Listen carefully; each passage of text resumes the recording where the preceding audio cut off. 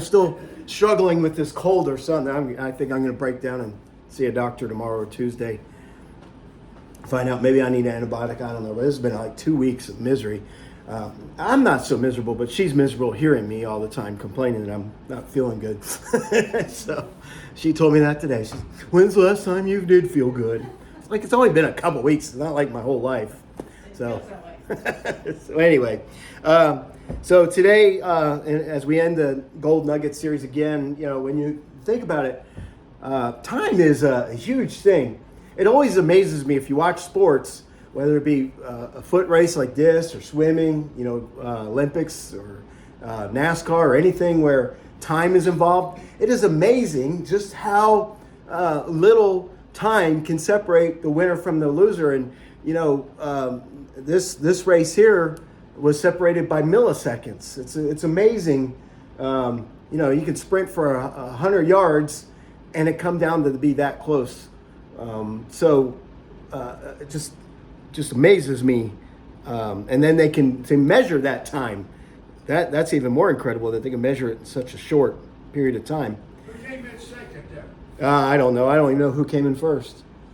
Some Lamartine of France. Yeah. So, but yeah, I think the it's clear who won. Second place is the four people that's very, very close to each other, not necessarily the two people that we see there are last, because there may be somebody that's way back.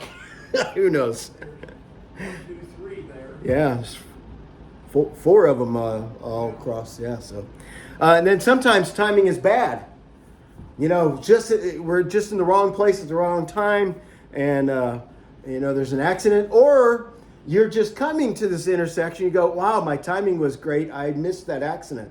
Have you ever thought about those times where you're running late or something happens and you would have left, but you had to go back and get something, and then you later find out there was an accident? You go, oh man, I could have been in that accident. There's a book written by somebody, I haven't read the book, I've heard about people that missed being in the Twin Towers. Oh, yeah. Whatever reason it may be. One had a dental appointment. I've heard stories, yeah. I mean, dozens after dozens of people were supposed to be there, But they weren't. there Yeah. for one reason or another. Yeah. Sometimes we know for sure, like these stories where somebody was supposed to be at the Twin Towers and didn't make it that morning for whatever reason, catching a flight that later crashed. They didn't catch the flight. There's those times we know for sure, but I wonder how many times we don't know that if we had not been delayed, and we get frustrated. I get, sometimes if I forget something or I'm, in a hurry to get out of the house and nothing's working right, I get frustrated. It may be just that time God saying, you know what? You should be glad that this is going on because I'm saving you from something else. So we never know sometimes. But then as something I am not looking forward to is why I've been putting off going to the doctor. I don't like going and waiting, spending time in a waiting room, but isn't that kind of a microcosm of life sometimes, where we spend all our time waiting for something to happen? Here in the waiting room, we want our name to be called so we can go see the doctor. But there may be times where we're waiting to hear some news, waiting to find out test results that we may have undergone. So waiting. Then on the flip side, sometimes we're at a place where we want to be and time just seems to go by too quickly, doesn't it? Where things are going good in life and boy, it goes by faster. We're enjoying something or someone and the timing is bad. And I couldn't believe we were just talking earlier that Sylvia now would be gone from us for a year Tuesday. I can't believe it's been a year. So time makes a big difference. And so as we look at the story of Esther, we think about questions like, when will we? How many times have we asked that question? Or how long? How long do I have to go through this? How long will it be before I get what I need? Or how long before this agony will end? When will I know when? Maybe you're waiting on God to give you direction. You wonder, how long will it be before I get an answer? Or why am I going through this at such a time as this? Everything that's going on in your life and one more thing hits you and you go, of all the times for me to have to deal with this, why? There's lots of questions we can ask. And so hopefully we'll have some such as a time as this nuggets, some things we can gain and take with us when we go through these issues. So just to remind you of the story, obviously the book of Esther is 10 chapters long. It's been a little long to read the whole thing, so I do have some scripture that actually is not in Esther that is going to apply to the story. But I wanted to tell you what the story is, remind you. Really, this story takes place during the captivity of Persia. Now, remember, the Babylonians originally took the Israelites captive, and then the Persians took Babylonian over, and then the Israelites just kind of got moved from one empire to the next. But this was towards the end when some of the Jews were allowed to go back to Israel, but some were still in captivity, including Esther. Now, at the time, there was a king called Ahasuerus. Hopefully that's pronouncing his name right, but at any rate, and then Queen Vashti. Now, as the story goes, the king had won some big victories, and he was so pleased with how things were in his kingdom that he gathered all of his big shots around him, and they threw a big party. There was days of drinking and laughter and dinner and great meals, and towards the end, he wanted the queen to come and appear, and it's not quite sure why. Maybe he's showing her off. Maybe he just wanted her company, but she was very, very beautiful. And so it could be that he wanted everybody just to admire her. And for whatever reason, the queen didn't want that. She went against the king's orders, would not appear. Maybe she did not want to be on display for all these men, whatever the case may be. But the bottom line is she didn't come, and the king threw her out, said, hey, if you're not going to do this, you're gone. And actually it was because some of his advisors said, if word gets out that the queen is able to be disobedient to you, what is going to happen to everybody else? And he was pretty much forced to saying, okay, I can't have everybody just thinking they can get away with anything, so she's gone. Well, part of our story is two other characters. The main part of the story is Mordecai and Esther. Now, Mordecai was the uncle of Esther. Esther, her family had died, and so Mordecai had taken her in and raised her, and she was very beautiful. And Mordecai, being in the king's court, he was one of the servants, he had heard that the king was going to pretty much have a beauty pageant for the next queen to be picked. And so Mordecai suggested to Esther take part in this thing, and she did, and the king found her pleasing and took her as the queen. Well, there's another character involved, and that is Haman. Now, Haman was a pretty evil guy, full of hatred for the Jews, and he concocted a plot in order to get rid of all the Jews. And we'll see that his plot actually backfired, because part of what happened is Mordecai was sitting at the gate of the city, which was pretty much a business area. So he's probably maybe doing some business for the king. But he just happened to be there when he overheard a plot to kill the king. So he was able to foil the plot by going to the king and warning him.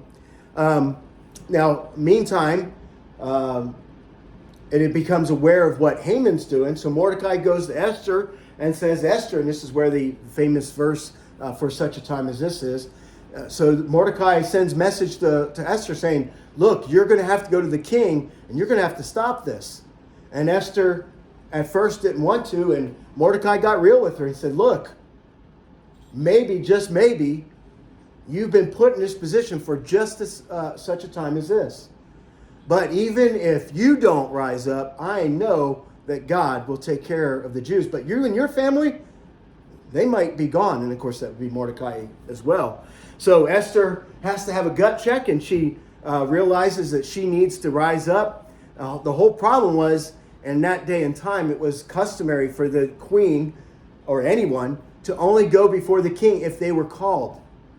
You just couldn't, even though she was married to the king, she couldn't just go and barge in and say, hey, king, I got an issue I want to talk to you about. Hey, lover, husband. She couldn't do that. So what she did is she had to do it, and she was risking her life. If the king had not been happy with her entering at that time, he could have had her killed or anything. Instead, fortunately, he raised a scepter to her, which meant, yes, I'm pleased that you're here. Let's talk. So in that process, Esther set up this dinner and invited Haman, and only Haman. And Haman thought that he was going to be honored by the king, and through a series of events, actually Haman becomes literally hung out to dry on his own gallows that he had built for the Jews. The king was not happy with him and had him hung, and Mordecai became the hero in a twist of fate, and Israel was saved. What we see in this story is timing is everything. It's really amazing when you think about it. First of all, the queen had to be set off. If Queen Vashti still had been queen at this time, probably Haman's plot would have worked. Well, and Esther had to be available. Not only that, she had to have some beauty. She had to be a beautiful woman in order for this to succeed. And Mordecai had to be in the king's court so that he'd know all about it, because otherwise, Esther being a Jew, which she had to hide that fact, she didn't lie about it, but she didn't come forth and say, hey, I'm Jewish. So Esther would have never even been notified, wouldn't have been able to go. But Mordecai, because of his position, was able to do. Timing was everything. And then, really, for this whole thing to really work out, Mordecai had to be at that gate at the right time to hear about the plot to kill the king. And again, Esther had to catch the king at the right time. Had he been in a bad mood, that might have been all the difference. But she with courage, went before the king, praying that it would be good timing, and certainly it was. So when you think about time and everything that plays a part here, all the things that had to be lined up perfectly, the timing lined up perfectly for this whole thing to work out to where the Jews would not be overcome by Haman and his evil plot, the greatest truth about time becomes apparent, and that is that God is outside of time. Only a God that is outside of time could understand what would happen in the past, present, and future, so that he could orchestrate everything to go according to what he wanted in order for the Jews to be saved. Now, he could have done it in a lot of different ways. In this case, he chose to do it this way. But timing was so important that only a God outside of time could orchestrate such a thing. We need to know that when we're going through things. We need to understand that God is outside of time. You know, as I was preparing this message, I almost went this direction. I didn't feel led to go do that. But I do think it's interesting to bring up a comparison between Esther and Christ, almost a foreshadowing of what Christ was going to do. Really, it was amazing when I thought about it, the comparisons. Both were foreigners. Esther was in a foreign land. Of course, Christ, I mean, how can you get any more foreign from going from a spiritual world to a physical world here on earth? Both were raised by non-fathers. Mordecai raised Esther, and of course, Joseph was not the natural father of Jesus, of course, the Holy Spirit was, but was the one that raised Jesus. Both went from humility to royalty. Jesus, the King of Kings, born in a stable, how much humbler can you get? But then he will be King of Kings, right? Esther was a simple Jewish girl, ended up being queen of Persia. Both had to take risks to save others. Esther had the risks going before the king. Jesus literally risked his life and actually paid the price for what he did. And then both did the will of another. Esther did what Mordecai said that she really needed to do. And Jesus always said, I am here to do the will of my Father. I am here to do what the Father wants. And then both had a meal that was involved that launched their plan. Esther had the meal to where Haman was invited. What did Jesus have? Right at the very end, he had the Last Supper, celebrating Passover, and that really launched the end, the plan of salvation through the cross and his resurrection. And of course, both had traitors involved. You had Haman and you had Judas. Just thought it was interesting. Of course, there's one major difference. Oh, and both concealed their true identity.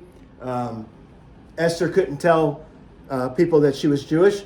And Jesus, he was very coy about telling people that he was outright the Son of God. He really couldn't, because they would have wanted to have him killed too early. So think about all the times that Jesus would kind of talk around it, but not answer the direct question. In a lot of ways, he was sealing his true identity. But the big difference is Esther really represents the law of Moses. She did not sacrifice herself, but through her, the people of Israel was saved. Jesus, though, represents the new covenant, because he actually did sacrifice himself and brought the new covenant. So just thought it was interesting, just something to bring up. And to me, one of the reasons why it took so long for Jesus to come on the scene is for stories like this. If Jesus had come right away after the Garden of Eden, we would miss a lot of what happened in the Old Testament. A lot of these wonderful stories we've been looking at.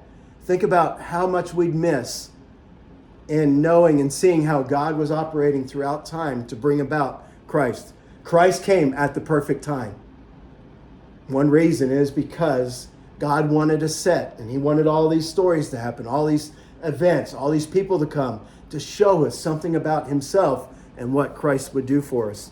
And also, if you think about it, I believe the second coming, whether through the rapture, I believe there'd be a rapture and then a second coming.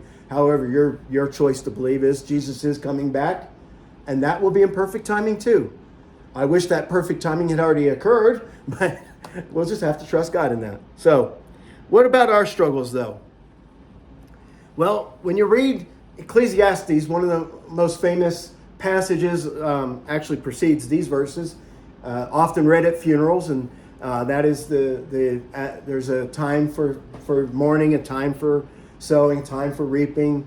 That passage. After that passage, we see this about time. In Ecclesiastes 3:11 through 14, it says, "He has made everything beautiful in its time. Also, he has put eternity in man's heart, yet so that he cannot find out what God has done from the beginning to the end. I perceive that there is nothing better for them than to be joyful and to do good as long as they live. Also, that everyone should eat and drink and take pleasure in all its toil. This is God's gift to man. I perceive that whatever God does endures forever. Nothing can be added to it, nor anything taken from it. God has done it so that people fear before him.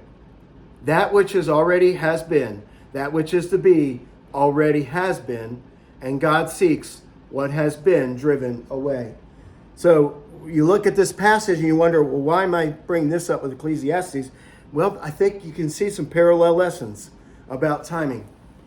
It says that he has made everything beautiful in his timing. It's all about God's timing, not ours. And when you look at this story, Esther literally was beautiful in the right place in the right time. God put Esther, a beautiful woman, at that time for a purpose, for a reason. His purpose and his reason. And we need to understand that we, likewise, are made who we are for such a time as this. I think I've shared with you, I often struggled in the past with who I was. I just didn't like myself, really. I didn't like my sense of humor. I didn't like some other things about my life. I didn't make sense to me. And it wasn't until I started realizing, wait a minute, God has made me this way for a reason, for a purpose, for such a time as this. And I started to embrace who he made me. And it's made all the difference. Sometimes we just need to remember that God has made us who we are for a reason. The things that has been used to develop us, the things that have come against us, the things we've done wrong, all the things in our past, all the things about our character, he has fashioned together for a purpose, for such a time as we are here. We may not understand it fully here either. It may not be until we get to heaven that God will say, you know why I gave you a certain trait? You know why I wanted you to do this way? Do you know why I allowed this thing to hit you hard in life? Or to endure this? It was for this. And it may be just one moment in time where something was used by God, just like Esther was used by God here. We may never know until heaven. But we in faith can say, wait a minute, God has made me for such a time as this. He has put me here. He has a reason for me. He has a purpose for me. And just embrace it and trust him. And then the writer also says that he put eternity in our hearts. And I think this is so true. As believers especially, can you not help but think of eternity? Can you not help but yearn for it, want it, and just go, what will it be like? I remember even as a little kid, I used to get scared as a little kid. I used to think of eternity and go, wow, that's a long time. I'll never die. And oh man, and as a little kid, it just kind of goes, when am I going to do that long? I mean, it'll never end, and get a little shook up. But now as an adult, I go, wow, I can Jeep for 40,000 years and it'll be like nothing, and then I might get tired of that and I might do something else. I jest, although that would be kind of neat. I don't know what heaven's going to be like, but we're going to enjoy it because we're going to be in the presence of God. How can we not? And so we have this idea, this heart that seeks eternity. And that's a good thing. Mordecai understood this because we need to understand that life is more than what's here. I don't know how non-believers can do it. Live a life just focused on the here and now without any hope for what's to come. Because that's what keeps me going, what's to come. Knowing that what's here is just a small thing compared to what eternity is. And Mordecai kind of represents this idea. He saw eternity when he said this. I alluded to it, but here's the verse. Esther 4:14. Talking to Esther.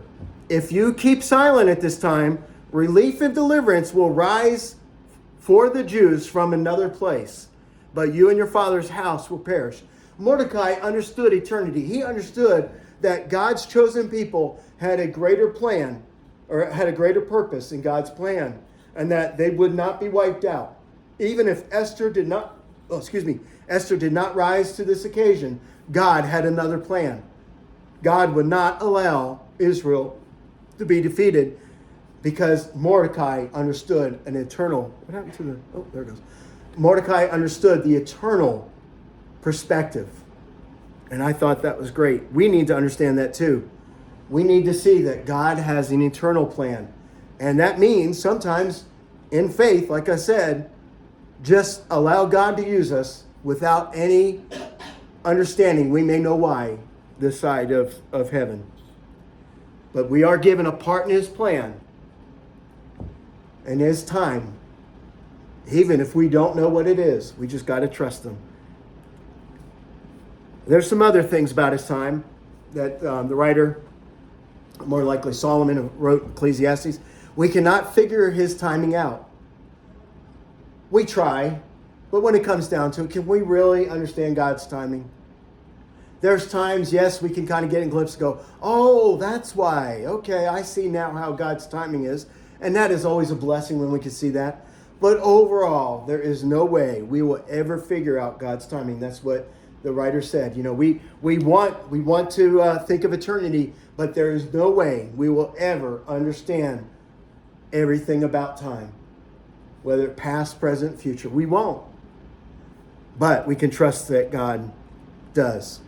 Esther didn't know in this plan whether or not she'd be welcomed by the king, but in faith, she took that step towards the king, not knowing exactly how the plan was going to work out. She didn't know exactly how timing would work, but she did. Hey, come on in. Faith is moving forward with his plan, even though we don't know exactly how timing will go, we still should move forward. That's what faith's about. And then the writer also goes on to saying that there's nothing better than his work. When we understand that God's work and we're given a part of his work, when there's nothing better, we can embrace it. Even if it's difficult, if we know that is ultimately what is best for us, even if it's difficult now, there's a purpose, there's a reason that we can trust God. And that's what Esther had to do. Esther got to the point where she understood, yes, I'm the queen of Persia, but more importantly, I'm God's servant. And so she risked being the queen in order to be God's servant. And that's what we need to sometimes do. We need to understand what it means for risk reward. And in God's kingdom, risk and reward is totally different than what we as humans often think of risk reward. And it's really neat. When you think about it, the best here is nowhere near what it is like for the worst in heaven. Give me the worst day in heaven any day versus the best here. There's nothing here that will compare whatsoever. And I don't believe there is a worst day in heaven. But if there was, it wouldn't compare. Not at all. But on the flip side also, remember the worst here can never, ever hold a candle to what we have in store in heaven. We can go through the worst of things. That's what Paul said. Or I think it was Paul. What can man do to me? What can man do to me? Compared to what God has for me, I don't care what people do here. This is only a little segment of time. I have all eternity where I will spend with just incredible blessings beyond belief. I can go through the worst here knowing that I have the best that there can ever be in heaven coming.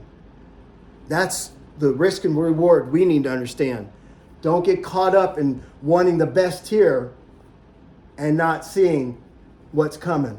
Don't get caught up in being miserable about the worst here without remembering what we have coming. That's the risk and reward. That's what Esther did. She understood, I can risk going before the king, even losing my head. I can risk that because I have something far greater that my God has given me. And this should lead us to do our work with joy. That's what the writer says. We should have joy. When we are doing God's work, we should embrace it and we should enjoy it. Esther embraced her role and it all went well. And she did it with gusto. She planned the dinner and she came up with this elaborate plan. She went all out when she knew she was doing God's plan. That's what we are to do. We can have joy as we commit to his plans and say, God, if this is what you called me to, I am going to do it. I am going out and I am going to do it with all my might, all my heart, all my soul. I am committed to your plan and I can do so with joy. Now, we need to remember, joy is a state of being. It's not an emotion. We sometimes get that confused and go, oh, it was such a joyous party. And we think, oh, it was happy and everybody had fun. A funeral can be a joyous time. If it's a Christian funeral, knowing that our loved one is with God. Doesn't mean that our emotion was happy. Doesn't mean that we were elated. But we had joy because it's a state of being. It's that deeper thing knowing, hey, it may not be good for me right now, but it is good for them. It may be hard now, but it's great for them. Joy is a state of being. It rises above the circumstances. It's above everything that is going here because it's not an emotion. It's a state. It's a state of being that only comes from God. True joy is only from God. When we understand his plan, when we have faith in his plan, when we have faith in his purpose, faith in his timing, we can have joy, even if we're in prison rotting away. Because that's a circumstance. Joy rises above circumstances. So hopefully some nuggets for you today. We need to understand, we need to focus on his timing, not ours. We may not understand his timing, and that's part of faith. It's focusing on his timing, understanding that whatever's coming our way, whatever we're dealing with now, it will be his timing that we should seek. Certainly no issue, like I said, was it last week, a couple weeks ago, when, if you're sick and or have a test that might show a disease or cancer or something, certainly pray that you don't have that.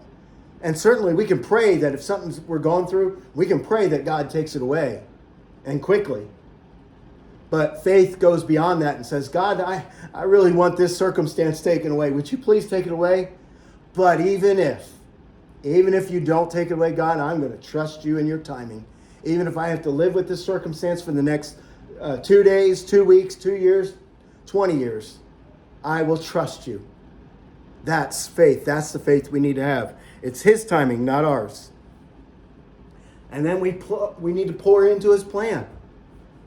Be committed to it. When you trust God, trust him.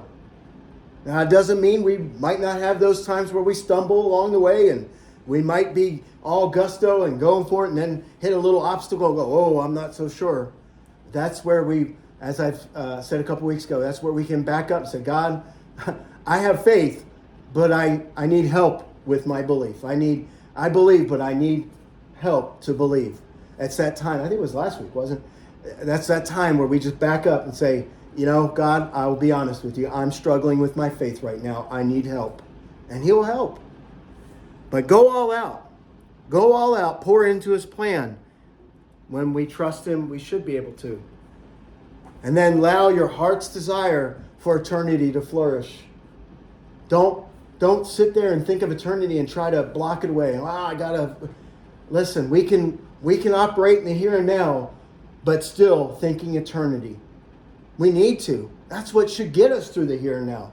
That's what should help us to get in faith, go through the circumstances we deal with.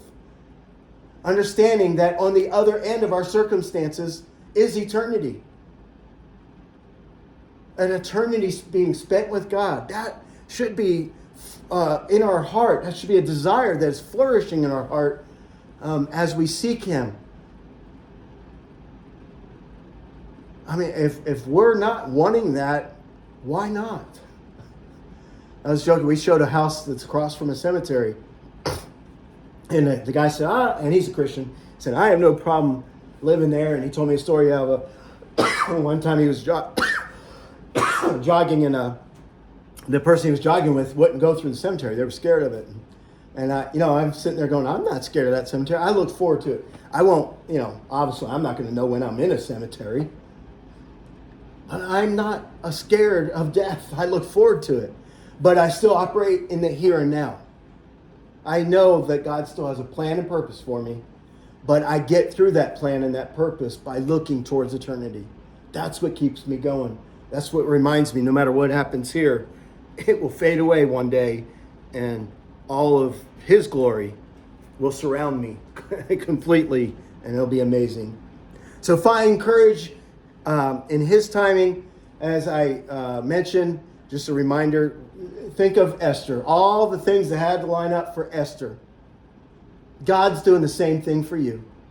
He is lining up everything for you just the way he needs it for his plan and purpose, choosing you to be a part of it.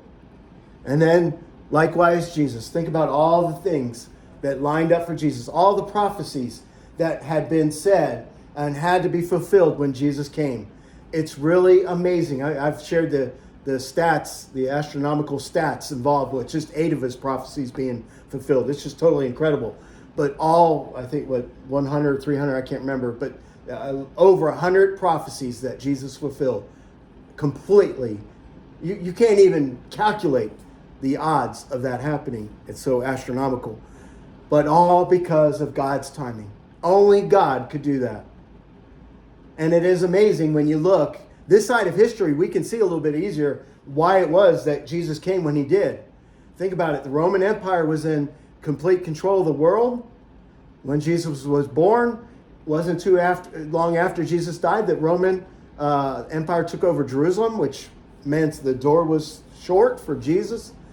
But think about how the gospel spread because Rome had created roads. Rome had created ways of trade. Rome had created trade routes overseas.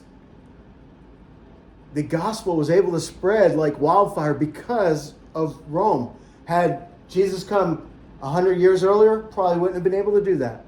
100 years later, couldn't have done that because Rome had taken over Jerusalem. God's timing is perfect. We can trust him. And we can trust his timing when he comes back too.